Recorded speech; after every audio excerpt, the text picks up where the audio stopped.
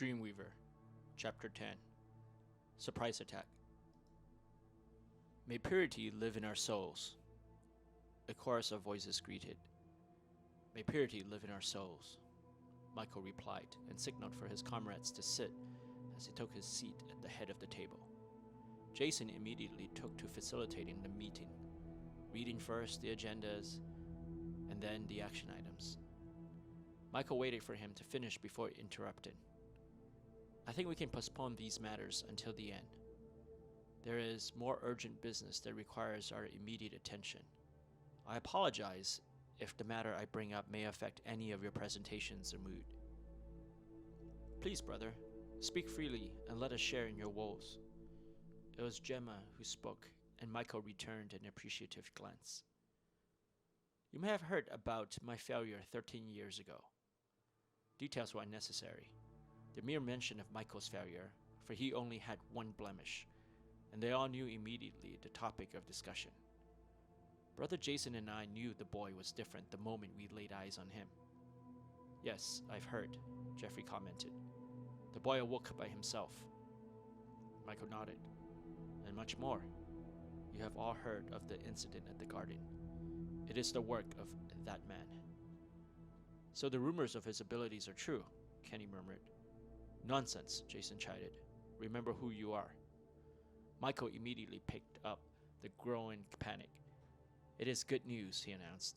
The task that has been charged to us would be greatly augmented. I see no reason why we cannot reason with a perfectly logical man now that he has, shall we say, grown a bit in terms of mental faculties. Michael lifted his pointer and slowly tapped his temple. A few chuckles were heard. Kyle, usually quiet unless directed to voice his opinion, spoke. You are saying the man is an asset. Exactly.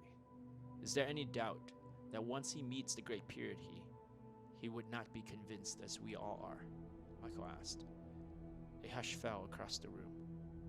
With him, all the work set out for us would be much easier to accomplish, and that is why I cannot allow Ainsley to disappear again.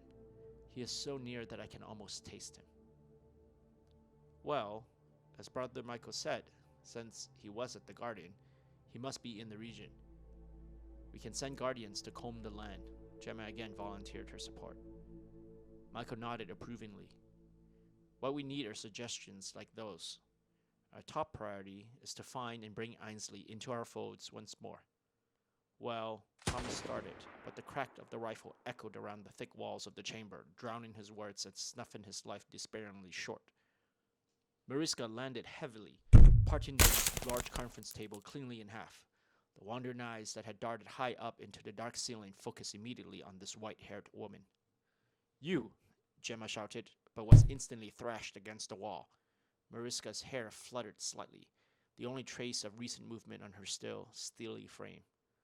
As expected of our former number one faithful, Michael addressed Mariska. Having proper respect might allow you to live a bit longer than the rest, Mariska said coolly. The faithful stared at her with wild, raging eyes, but not one dared to say anything to her. Michael glanced toward the door, but no reinforcements were coming. You and your companion have no chance against... Michael stared at the body of Thomas and the slowly reviving Gemma. The 6 of us. Once more, shots rang out, this time aiming for Kyle. He ducked to the side, and one of the bullets grazed his ribs. Kenny had already spotted the position of the shooter. The tails of his long coat flapped loudly as he glided up the wall. Jeffrey soon joined him. Neither Mariska nor Michael moved, but Jason flapped his arms to unleash a flurry of hidden projectiles. At the very last moment, the woman retreated, giving Michael an opening to attack her flank. Michael's punches and kicks were all aimed at her vitals, but each attack was easily diverted. Having sufficiently recovered, Gemma entered the fray, launching herself at Mariska. Eva watched the entire scene unfold with mounting trepidation. While the 2 faithfuls glided up the wall toward Missy, Eva retreated to the far end where she hoped to set an ambush as the men neared.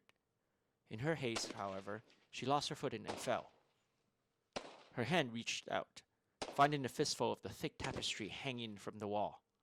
A loud ripping sound followed, and she dangled momentarily, held by the tearing fabric, before her descent continued. Instead of free falling to the ground, Eva swung in a long arc toward the corner wall. She let go before impact and slammed against the top of the bookshelves, toppling them. Despite the ruckus, she was surprised to find that almost no attention was drawn her way. Kyle, Gemma, and Michael surrounded Mariska and were attacking her simultaneously while Jason stood waiting for an opening to send his projectiles once more. Above, Kenny was an extension away from the truss. Jeffrey was only a meter or so behind him. Eva grew restless. Her hand reached for the dagger but stopped short on the pommel as a slight tremor coursed her body. She was shaken, but it wasn't an earthquake, for the trembling was so distinct, so localized, and so deep that she knew it could only come from the very marrow of her bones. Immediately, her eyes scanned the room, looking for Ainsley. Kenny and Jeffrey fell. 2 small craters formed where their bodies landed, and deep fissures snaked across the stone floor. Ainsley floated softly to the ground, but his added weight seemed to force the building to shift as dust and debris showered from above. Mariska extracted herself from her entanglement, noticeably fatigued but unscathed. Michael's eyes lit up at the sight of Ainsley. "Praise to our great teacher that you have come." Ainsley's glare was equally strong and focused. "You won't be so excited once you know what I want to do to you." 2 consecutive shots roared as one, and they punched into Kyle, pummeling him against the brick of the wall where he slid uselessly to the floor. "Talk to them after you bury them," Missy shouted from somewhere above, and her voice echoed like some vengeful deity. Gemma leapt at Ainsley, but Mariska tackled her in midair, and the 2 women tumbled across the floor. Jason's arms flapped, and a quartet of knives shot out, but none found their mark. Ainsley closed on Michael, and a radiant flash whipped across the room as his sword jumped from its sheath, leaving a deep cleft across the chamber walls where it struck. The sword continued to lash out unrelentingly, too quick for Eva to follow. The slashes and slits all merged into a blurry cyclone of destruction. Bright sparks would flare each time Jason's projectiles clanged against Ainsley's sword. In turn, Missy rained bullets on Jason, and soon the 2 exchanged fire with one another. Eva snuck behind a bookshelf and watched. She kept thinking that there were only 3 faithfuls left. On the ground were Thomas, Kyle, Jeffrey, and Kenny. Jeffrey. The crater was still there, a deep depression with fissures running out from it in all directions like a spider web, but no Jeffrey. It was sudden. A shadow loomed over Eva, and she panicked. Her hand reflexively darted out, dagger poised for the stab, but something heavy slammed into her chest, shocking her entire body with the strength of the blow. Eva skidded across the floor, demolishing the chairs and light stands in her path. Clumps of dark red blood sputtered from her mouth. The shadow moved, and Eva forced herself onto her feet for a quick retreat. Ainsley, she thought. "Save me." She ran toward him, but a sudden blaze of lightning shot through her spine, tearing through all her nerves at once and immobilized her in fear and pain. Eva's limbs disappeared, and her world faltered and tilted. She was falling, and everything slowed. The sounds blurred into a stream of incomprehensible noises, and her vision smeared into meaningless streaks of color. The last fleeting moment before her eyes closed, she felt for the last time someone catch her. Eva didn't need to see or hear to know who it was, and she breathed his name, Ainsley. Ainsley had Michael by the throat. A surge of ecstasy spate through his body as his hands clutched ever tighter in an attempt to smother out his enemy's life. This moment was long due for the man who was the main culprit of so much heartache and misery for Ainsley. Initially, the world retracted into a tiny space occupied only by the 2 of them. All else faded into a black backdrop. Eva changed everything. She didn't scream when she fell, but Ainsley's entire being shrunk into a shell of pain. Immediately, he cast Michael aside to swoop up the fallen girl. The flames on the candles and lamps suddenly thinned and elongated to a furious phantom wind.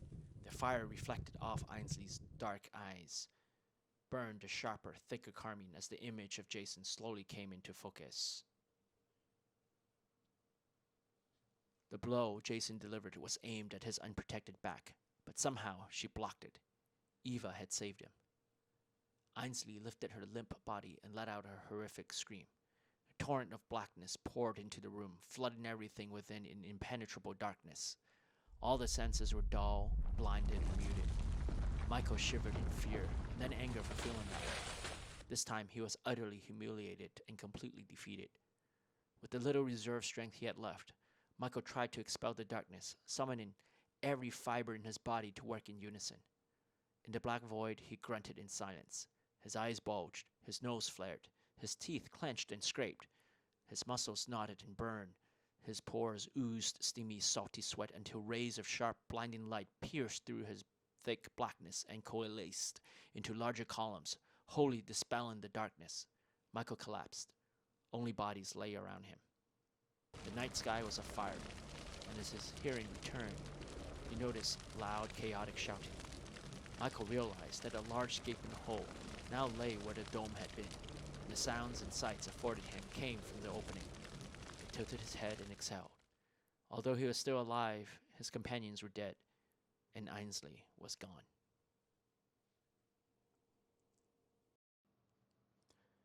If you like what you've heard and don't want to wait until next week, either be a member on Ko-fi and get access to next week's episode today, or read the whole book for free with a Kindle membership. See links below. Until next time.